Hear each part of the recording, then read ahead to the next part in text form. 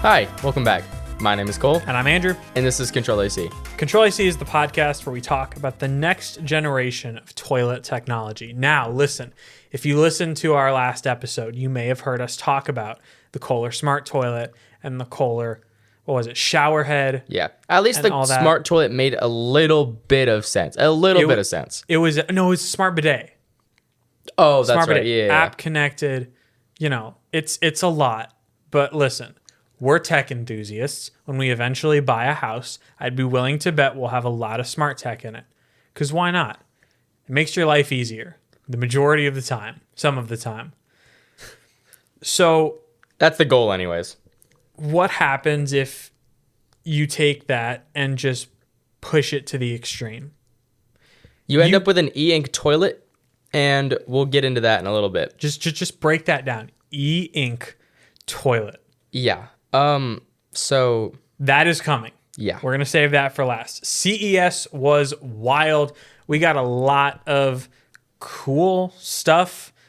It's all cool, but it's kind of like none of it is going to ship. Right. CES is where you show off like all your ability, prototypes. Like your ability to create products. A lot of times it's just more of a flex for these companies. Yeah. So if you've turned on the news, you've probably seen this. It's a transparent TV. So LG released an OLED panel that is transparent. You can just see right through the TV.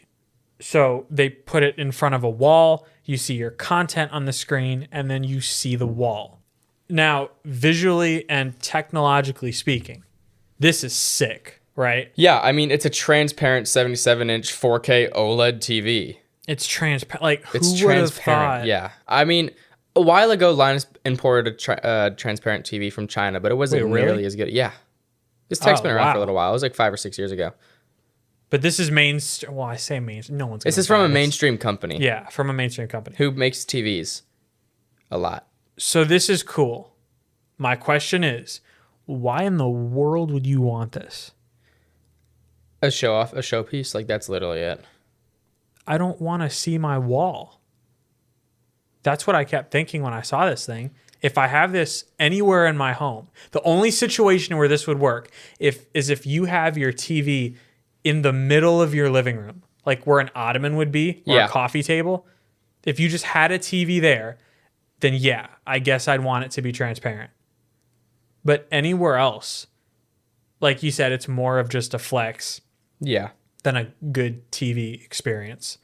Yeah, I honestly don't really see any normal use case for this. I mean, it's a gimmick. You don't want to see your wall? No, I don't want to see my wall. You know how in movies sometimes it'll fade to black? Mm-hmm. It'll just fade to full transparency. Fade to eggshell white. And you just stare at your wall or whatever's behind your TV. Right. Cables, your antenna. I did see a tweet. Cables, I did see a tweet, and I hope this happens. It said this TV is going to be purchased just by high-end, rich neighborhood offices, like a dentist office, a doctor's office, and they're going to use it as a fish tank. Like a transparent TV virtual fish tank. Is that not awesome? It's the most unnecessary thing. It's thousands of dollars, but that would be sick to look at. Or a fireplace. Yeah. You have a transparent fireplace TV. Because who wants to think that you have a fire going just right in the middle of your living room because they can't see the TV? Yeah. They do have a roll-up screen that you can put behind it so you have a black background. But then you have to take that down every time. Because you wouldn't want people to think you're, a brokey. A brokey with a normal TV that's not transparent.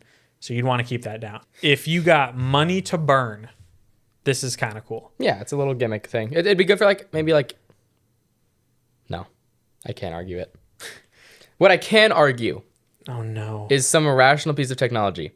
Samsung's Bali robot. Maybe the screen in your living room isn't enough. Yeah, you can have a screen on your living room, anywhere in your living room, actually. Samsung has a robot. It's called Bali. Samsung's finally hopping into the robot game. Cute little yellow soccer ball sized robot that follows you around your entire home. I would look at this thing on the floor and just punt it. How fast is it? Does it roll? It like rolls like Sonic. You just say like, "Hey, Bolly, let's play soccer," and it just like collapses the wheels, pops the sides out, brings the wheels up. That'd be amazing.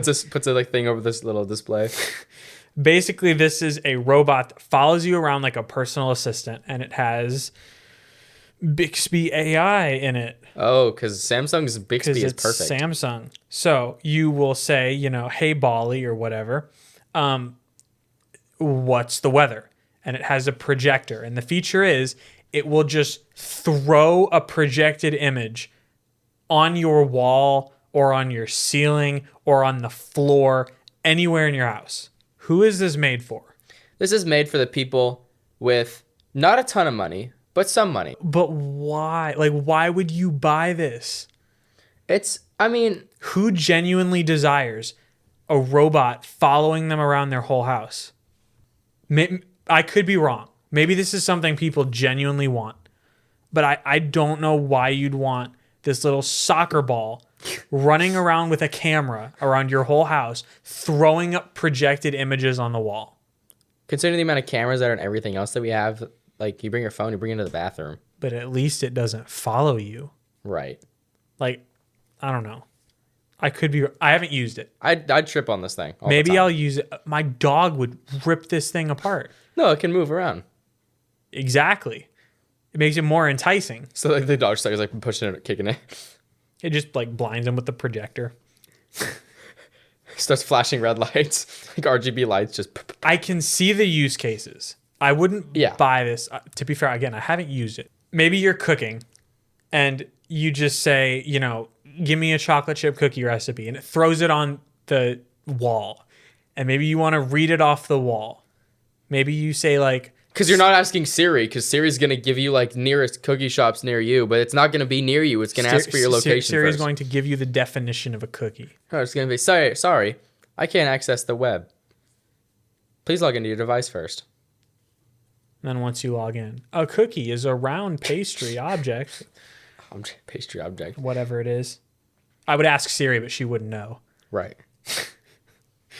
I don't know. I feel like anyone with enough money to buy this thing already has smart speakers. I'm okay with a smart speaker just answering the question. I don't necessarily need a display thrown up on my wall. Right. It's also not good at that. In the CES demos, I was listening to the Vergecast, and I think it was David Pierce. He was saying that it would just throw up the screen like sideways or on an object, and it wasn't in the right spot, and it was like stressing out the Samsung people, and so it doesn't work that great. But I don't know. Maybe if it didn't follow you around everywhere, maybe. I don't know. Just a little. It probably has an app, and you can probably zone the thing to like only be in certain areas. Will the app give me a remote control? Just drive it myself? Just drive it around. Wake up your kids in the morning. Alarm clock. I want it to drive in my room, flash an image on the wall, and wake me up. Play a sound and then scurry off. I'll have it shoot the projector at me. It'll jump up on your bed. It'll hop up on the bed like a dog, and then like blind you with the light, and be like, "Wake up!" This is terrifying. Anyway, so this thing is rechargeable. Does it dock itself? I have no idea. You just like I don't think anyone knows. You pick it up and put it upside down and plug a USB-C cable in the bottom. Is it USB-C? That's the question. Or it's actually micro USB or like some proprietary barrel plug. They've been working on it for 20 years. It's still micro USB or something. 30 pin. It's a 30 pin connector. Yes, they bought it from Apple in the 30 pin. It's the Samsung 28 pin connector that they had a long time ago. But if you need to charge your phone once you're done, once you close your door and Bolly can't help you anymore and you're all on your own, you have your phone. You can charge that with the new Qi 2 standard. Okay, so we talked about this not a long time ago, but a little while ago. A while ago, yeah. Apple bringing Qi charging. Apple, right? Yeah. Right? So Qi 2 is like the universal wireless charging standard. But it's made by Apple. Like Apple started Qi charging, right? Or am I just... I don't think they did. Did they not? They support it. That's right. No, the MagSafe supports Qi 2. Yeah, Qi 2 is MagSafe. Yeah. So now any Qi 2 device has the same MagSafe ring. So I imagine Apple's pretty mad because that's a lot of money that they missed out on for the MFI program. Yeah. But this is good. So now MagSafe will become a universal standard. Everyone can share a MagSafe tripod, MagSafe car mounts. It's just universal. Anchor's calling it MagGo now. Yeah. Everyone has their own name for it, but it's all the same circle magnet that's on the phones. Everyone can use it. Yeah. Kind of sweet. It is sweet, actually. That's good. We love tech coming to everybody. Yeah. Universality. Universality. Is that a word? Probably. If not, we just made it a word. Yeah. It will be years, decades even, before this will come to a car. But it will be very nice to have a wireless charger in your car that is magnetic, because wireless chargers in cars have to be really big to hold like all types of phones. So they always slide around. So unless you have a really good wireless charger, your phone's going to slide around. Mm-hmm. Having it just stick to wherever it is on your car would actually be really nice. Yeah. Or if this was built into your dashboard somehow and you just had a magnetic puck there. That'd be awesome. That'd be great. I mean, they're taking CarPlay to cars. They're not going to build a bouncing point for your phone to be within view. Yeah. No, I want my heads-up display, my gauge cluster, my phone, and my CarPlay. Car just like centered in the steering wheel, and it has a little bearing on it, so it'll spin to keep it straight. Wait. Yeah. The most popular CES gadget, and it wasn't even close, it's called the Rabbit R1.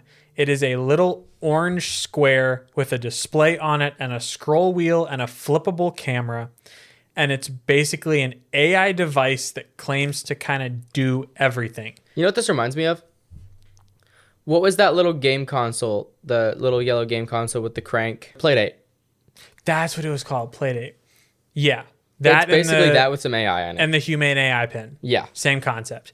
What the Rabbit R1 does is it connects to your phone, and it basically just uses the apps for you. So there's a side button you hold down, and you talk to this thing, and you say, order a pizza, play a song, add something to a grocery list. And it uses a bunch of APIs for all your apps. There's a built-in LLM, and it just kind of does the stuff through your apps. So nothing's really done on device.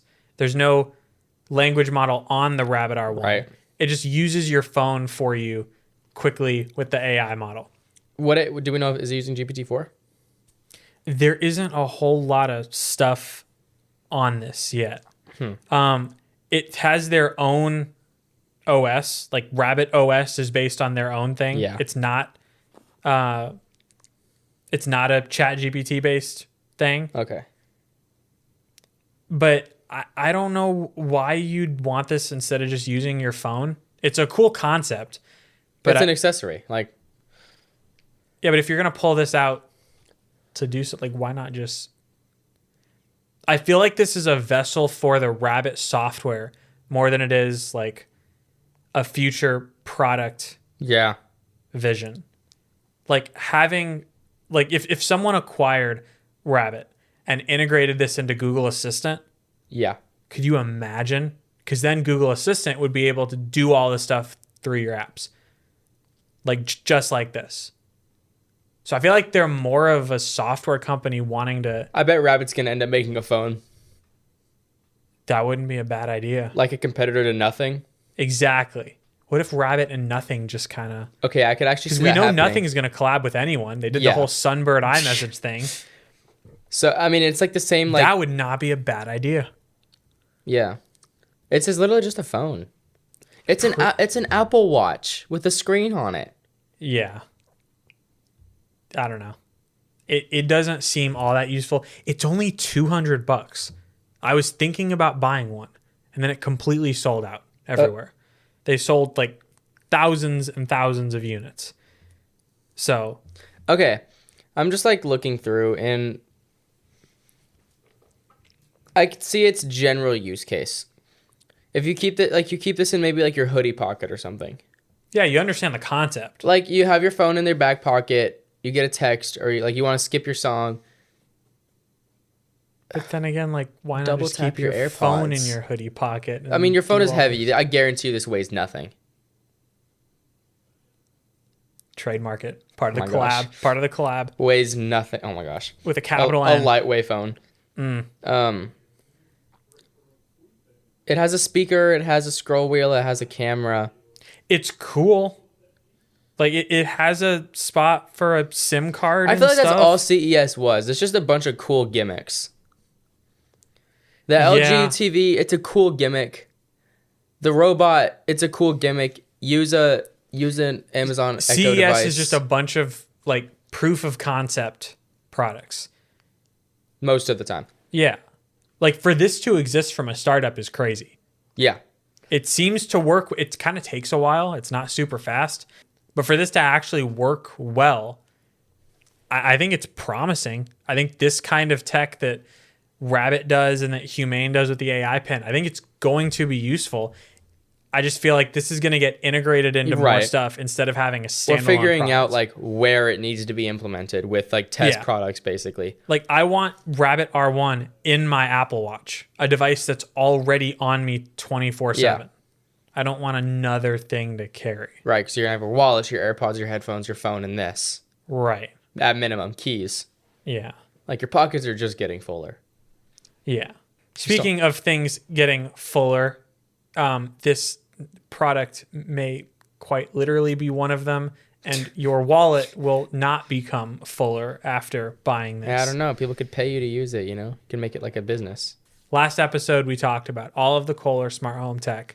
They've outdone themselves now. Yes, they Ladies have. and gentlemen, we have another Kohler bathroom product.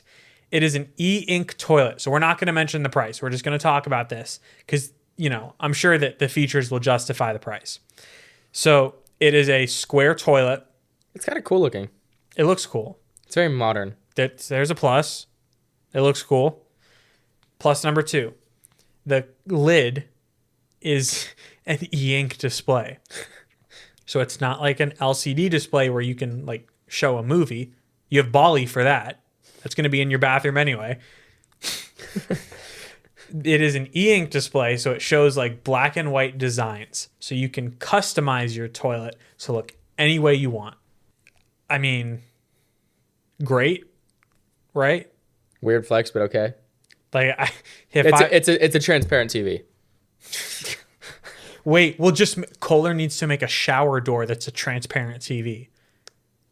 You can just watch your movies in the Boom. shower. A transparent smart mirror You won't even need Bali to follow you in the bathroom. to watch you take a shower Exactly. and put a movie on the screen I poorly. hate that thing. I want to buy a Bali just to try this out.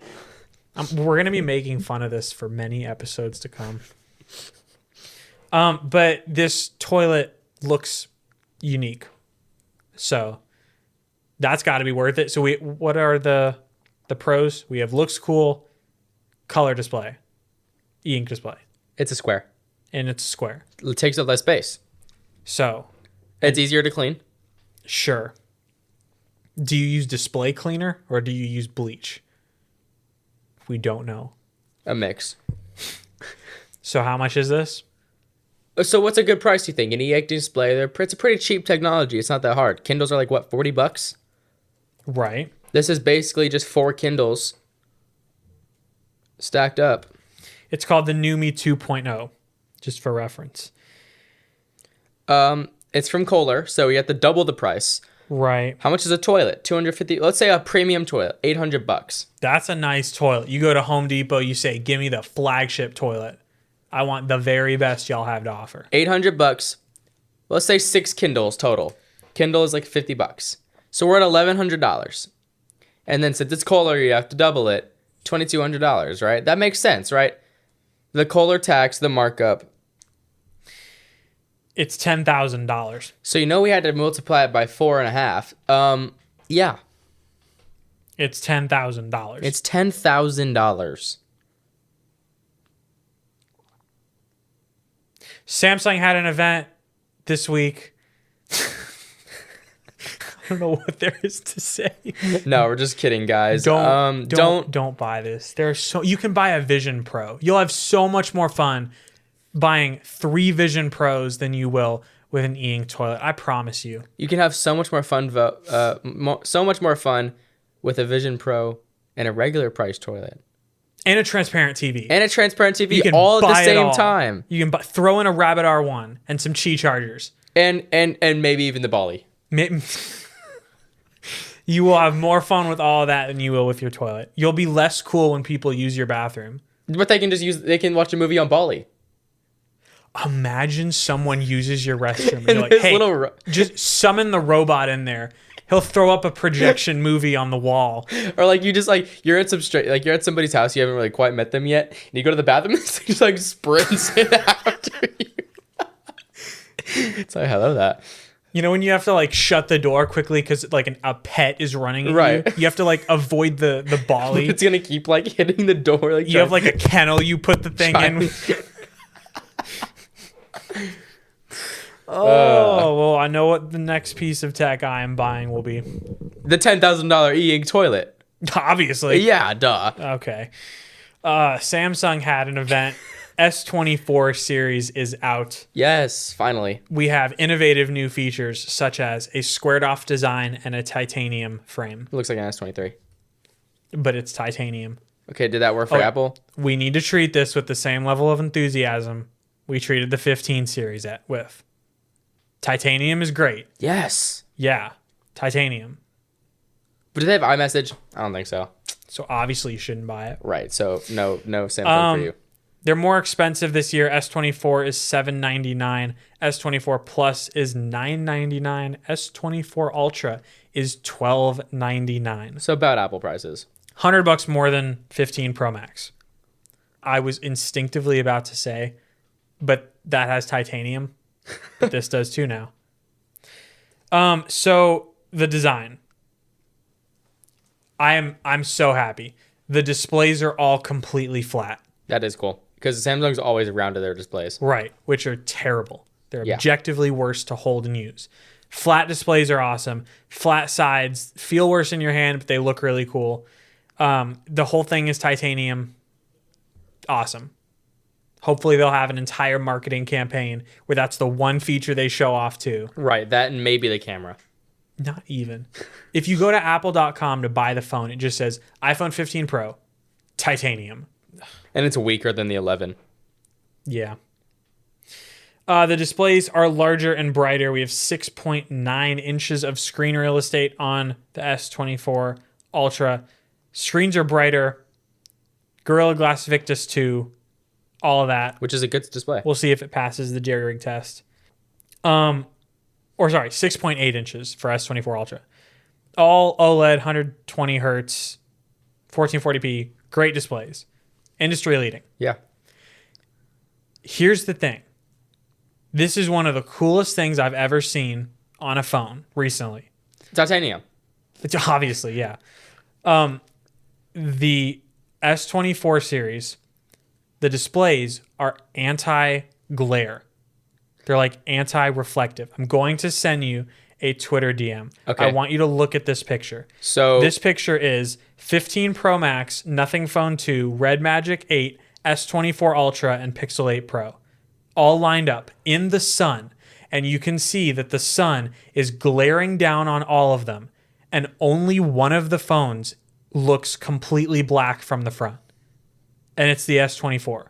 I don't know why no one else has done this. Because Apple did it with their MacBooks and the coding or like the thing that they used to do it. If you look up 2012 MacBook Air anti-glare display. Was that like a controversy thing or? No, it was great when it came out, but within a couple of years it started to flake. Like the display started to flake. Those are also not like fully laminated though, right? Like the way a phone screen would be, because it's not like made for touch input. Right, which means that this is going to durable. wear down faster because you're touching it. I don't know if it's a coating or if it's just part of like Gorilla Glass Victus 2 or whatever.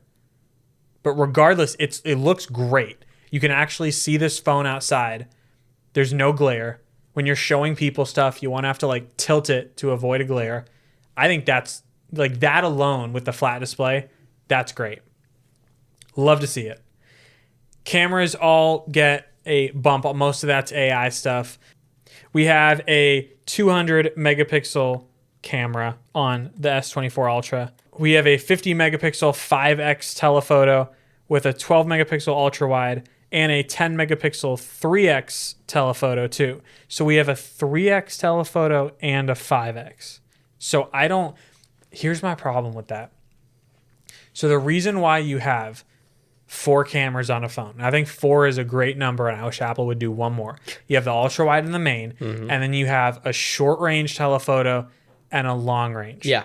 You have like 3x and 10x or 5x and 10x. I think 5x and 10x is great because then you can zoom all the way to 5 is digital. Then you get to 5, and that's optical, all the way to 10, and then 10 on. So you're in between 1 and 10. There is another camera to fill the gap. So you get your super zoom, but your 1 through 10 zoom is also crisp. What they've done here is they've done a 3x and a 5x. I think that's too close. But if you have a 3 and a 5, I think they're so close you might as well just do the 5. I could see like 3 and 7 maybe. You're just between 10. Like I have a 15 Pro Max, so it has a 5x telephoto camera. And between 1 and 5 is okay. The problem is the zoom only goes to 25. Maybe that's a problem for you. If you want it to go to 100, you do a 10x telephoto, but then your 1 to 10 is all not optical zoom. So it's going to suffer, which is why you throw the camera in between. I just don't know if 3 and 5 is the right move. The 200 megapixel main camera is big enough to just sensor crop the thing like a million times for your 2, 3, 4x zoom. And then you have 5 optical and then 10 optical. I don't know. I don't work at Samsung.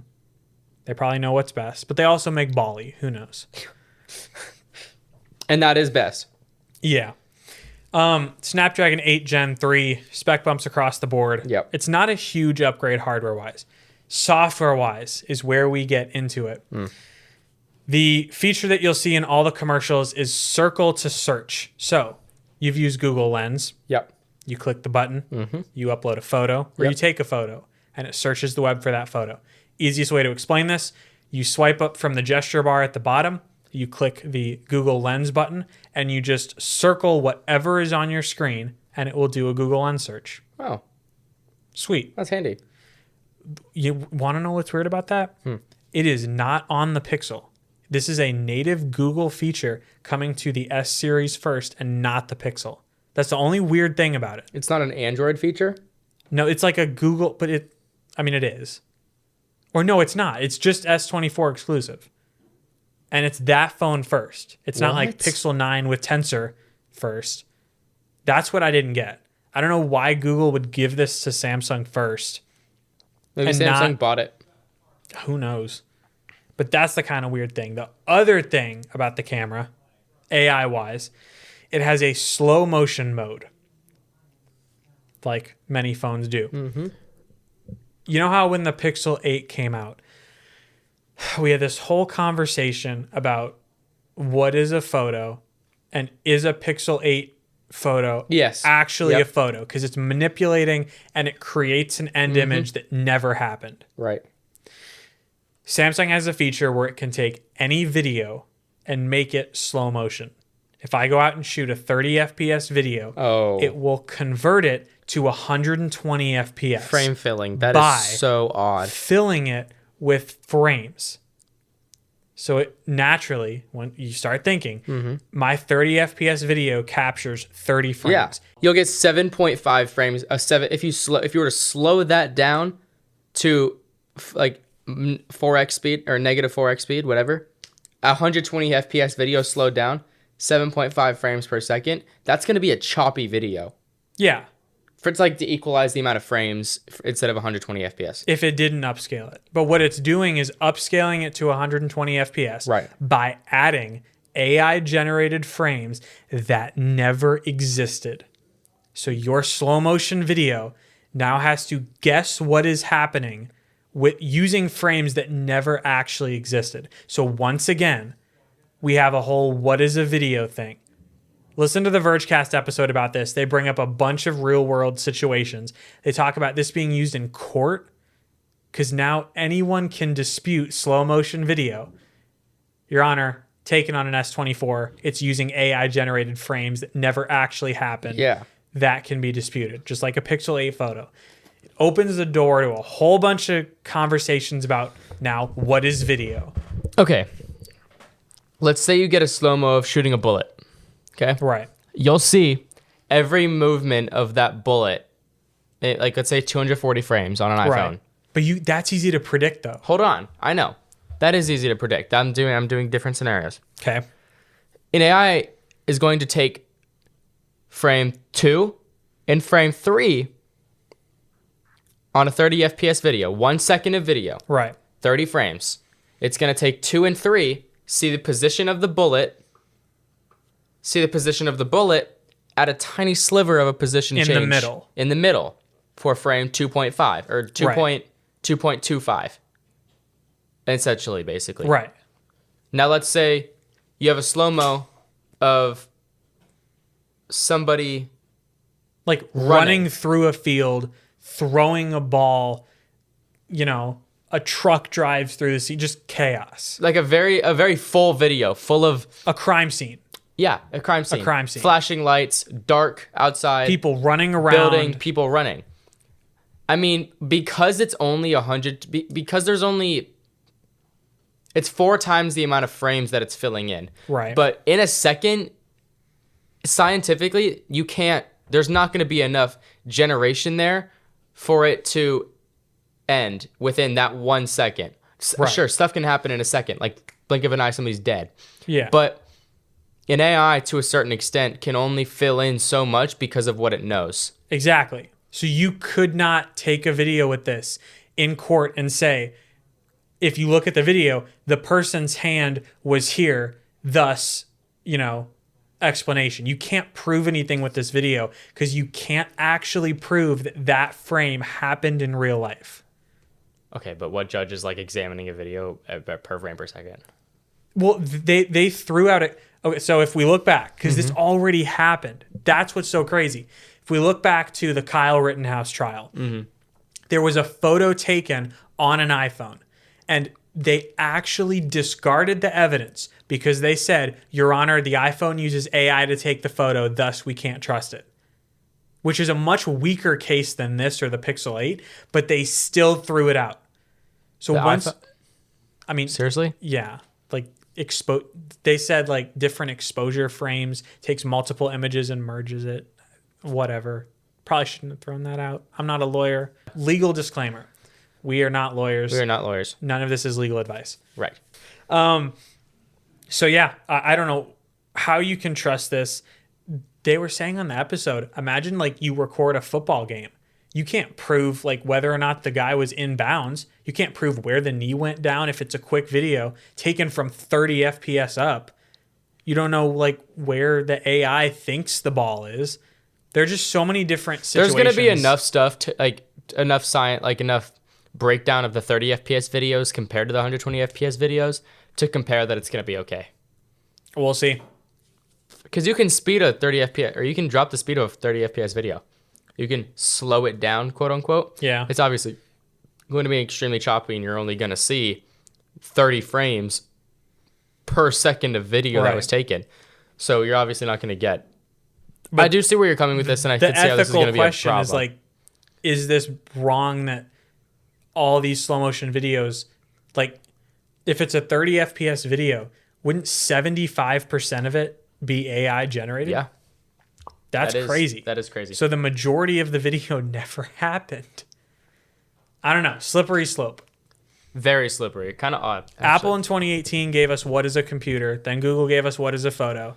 Samsung now has given us what is a video. Right. And it's a very interesting debate. Control-AC is sponsored by The Complete Backyard. The Complete Backyard is your solution to building your dream outdoor living space. Whether it's a pool, cabana, outdoor kitchen, pergola, whatever you need, they have you covered. To request a consultation, you can go to thecompletebackyard.com. Okay, guys, welcome back from the break. Ladies and gentlemen, the biggest story of the week. Yes. Vision Pro pre-orders. Yes. Opened. and I didn't buy one. Pre-order process was really neat. I went through the whole process early Friday morning and just, except the part where I bought it. But Right. anyway. Except that add credit card information and press buy now. Yeah. When you start building the Vision Pro, it does a Face ID scan. So you hold your phone out, you do the circles with your head, and based on that scan, it will automatically pick the correct headband size and the correct face shield light blocker size. That's really interesting how that so works. it will fit your face out of the box. Yeah. Which is very nice. Because we were wondering how they were going to do that. Yeah, it said if you end up not liking it, you can go to the Apple Store and just swap them out for free. Oh, okay. Which, again, sweet. Yeah. For $3,500, you better be getting that kind of treatment. Really, for like $4,200. You do get the polishing cloth included with Vision Pro. So you get a $20 product? Exactly. There are 3 storage options for Vision Pro, which were not announced until recently.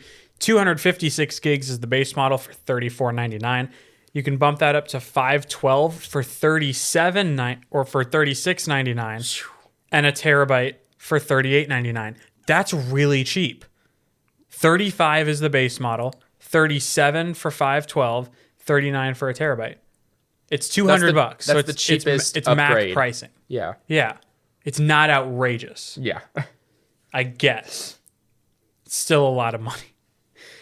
There are accessories you can buy with Vision Pro, which we should talk about. There's a travel case for Vision Pro. It's a white case that just holds the Vision Pro and the battery. So that'll run you $199.99. That's all. So $200 for the storage case. And then you'll want a spare battery because it only gets 2 hours of battery life. That'll run you $200.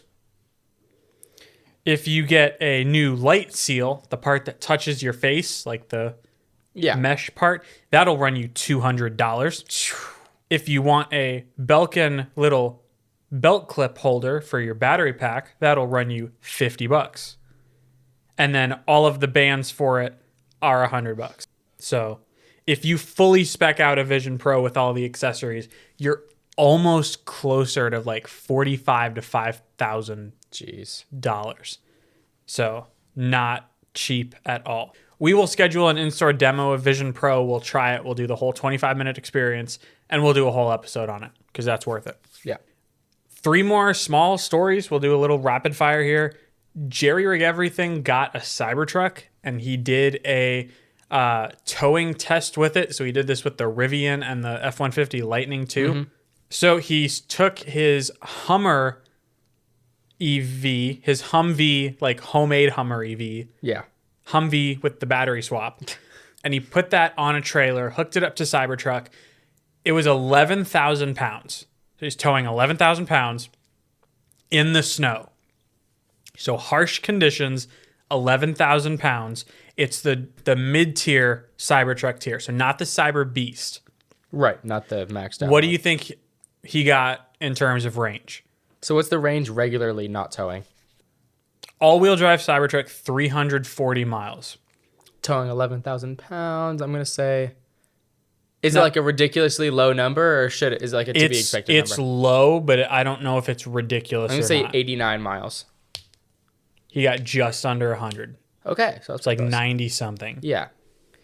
Rivian and Lightning did slightly better, but to be fair, this isn't the most powerful Cybertruck, but it's the one with the longest range. Yeah. So I don't know if the extra power would make it any easier or not. Because more power means more torque, and more torque means that it's easier to get to that number, requiring less power. So, but it's also more power using less battery. Right. Who knows? We'll see. But I don't know if that's good or not. It's been a while since a diesel towed with our farther. Truck. Yeah, but he did a 0 to 60 with the 11,000 pounds. Mm-hmm. It was 12 seconds.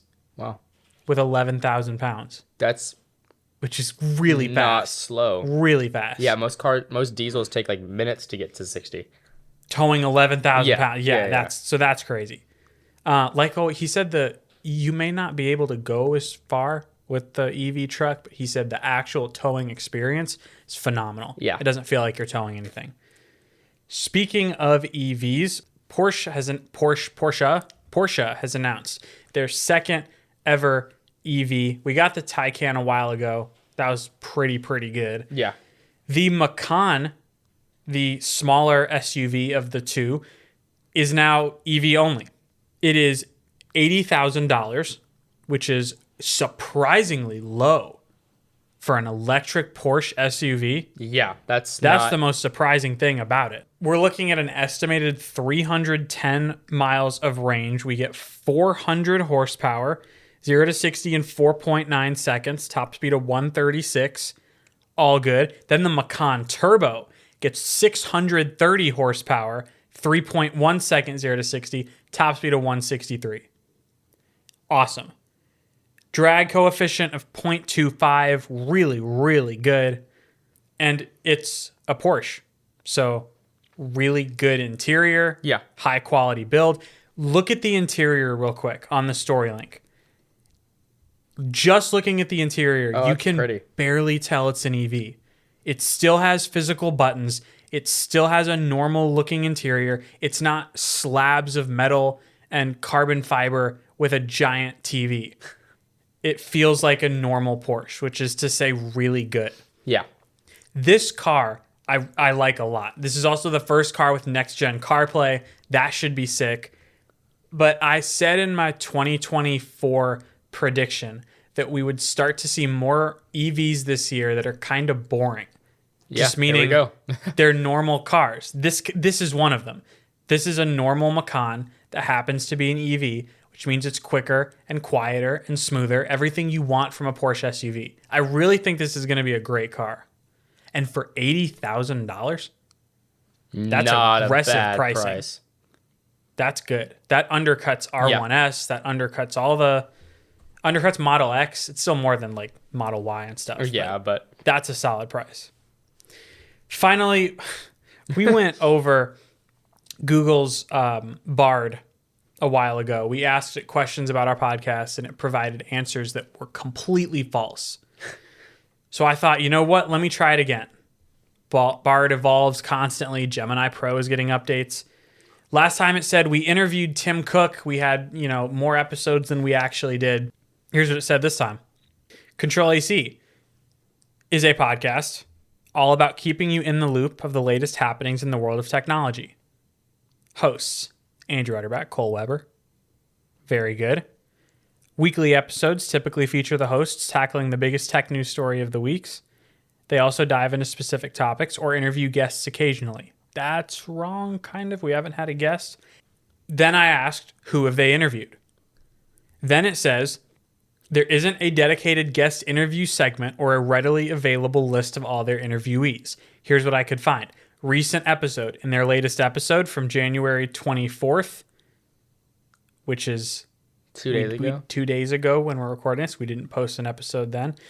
Discussing Sam Altman drama, which might imply some mention of OpenAI CEO Sam Altman, though not necessarily a full-fledged interview. Their Instagram, at @control_AC_podcast, might offer clues to if they've posted about past interviews. All this is good. It's not our blatant. interview is control.ac. Oh, so that's wrong. Or Instagram, yeah. But it's not blatantly lying anymore. At least it's a little more helpful. At least it will just say, check their Instagram. It doesn't appear to be reviews. Instead of just saying, they've interviewed Elon Musk and Tim Cook. Right. And Satya Nadella and Sundar Pichai. That's what it said last time. Yeah.